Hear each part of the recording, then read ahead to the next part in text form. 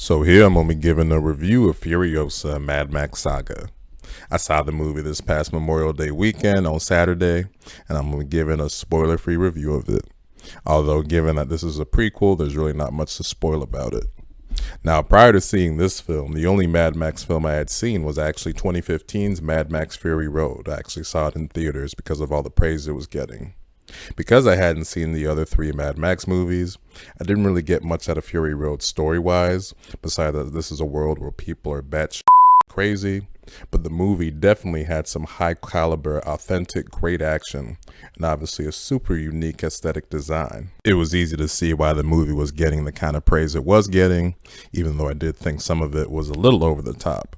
The other notable thing that stood out about the movie, besides all the action, is that even though it's called Mad Max, his co-star Furiosa was really the star of the show here, portrayed by Charlize Theron. She was definitely the one the movie seemed to focus on a lot more than Mad Max.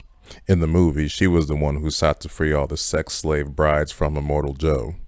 She was definitely a cool character though, with an iconic look. Her backstory was teased in that film, and in this movie, Furiosa Mad Max Saga, it goes through her entire full origin. Your basic synopsis here: 15-ish years before Mad Max Fury Road, as a child, Furiosa is taken from her home by a madman named Dementis, and she grows up to be more and more vengeful, seeking revenge on those who took everything from her. Now, for the first hour-ish of this film, I was about to accuse the movie of false advertising, because rather than focusing on Furiosa, the star of the show here was Dementis. Through the first hour, we really see Furiosa as a child who barely says anything. Dementis was played by Chris Hemsworth here, and he was amazing in this film. He really did embody a tyrannical madman here with his voice and mannerisms. Some of his best scenes, though, were towards the end of the movie, which had me asking, could he possibly get an Oscar nomination for this role? He was that good here. It takes roughly about an hour-ish into the film till we see Furiosa as a young adult, where Anya Taylor-Joy takes over the role. Good actress, although she really doesn't look much like Charlize Theron, but because she's covered up a lot of the times by war paint, dirt, or even goggles, it doesn't really matter here. But you see the stuff that makes Furiosa Furiosa. You know, the struggle is definitely real in her life in more ways than one, as a child and young adult. But she's a fighter that doesn't let anything stop her. Now, a lot of the praise that Mad Max Fury Road got from critics was for its action scenes, and the movie did have some elongated, fabulous action scenes that were raw, minimal CG, and combined a whole lot of great elements into one big action scene. Now, if you're hoping for that kind of caliber of action in Furiosa, you'll probably be disappointed. You know, it has scenes that feel like it's gonna be on that level of action from Fury Road, but they end up being relatively quickly, and compared to Fury Road, they just don't compare. That's despite this movie's runtime being 2 hours and 20-ish minutes, which is about 30 minutes longer than Fury Road was. Don't get me wrong, it doesn't have bad action, just not on the caliber of Fury Road. Now, when I bought my tickets on Fandango, I was shocked to see that this movie was rated R, because I didn't really see that in any of the marketing. I probably would have been even more shocked to discover its R rating after seeing the movie itself, because this has got to be the weakest R rating I've ever seen, or at least in a long time. There's no violence, language, or nudity that really warrants an R rating here. I feel like Fury Road was more worthy of an R rating than this film. The most R-worthy thing in this film has got to be a shot of some maggots eating up a corpse, which has got to be the nastiest fucking thing I've seen all year. The movie does look great though. You know, this movie and Dune Part 2 show that audiences and critics love looking at sand, and I'm guessing a lot of this movie was shot on location, but you combine that with the great look and the unique character aesthetics, and you have something that definitely stands out and is unique. Although, for sakes, I don't think I've ever seen a director gas himself up like the director of this film does, George Miller, in the marketing, saying from visionary mastermind George Miller. Yeah, chill out, bro.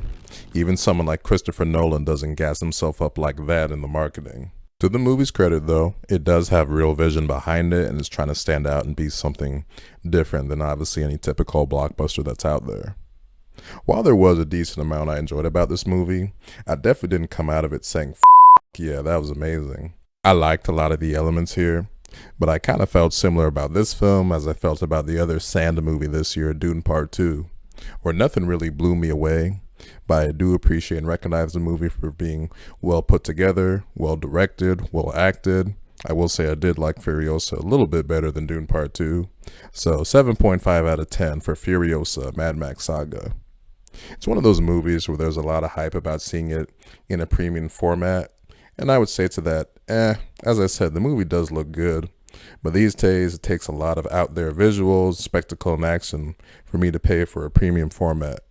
Although thankfully my local theater has the equivalent of an IMAX and Dolby for only $15, so I did get a nice bargain in that respect. My auditorium wasn't very packed at all, which was the first sign to me that maybe this movie won't do so well opening weekend. And when you see the box office, yeah, it didn't do very well at all.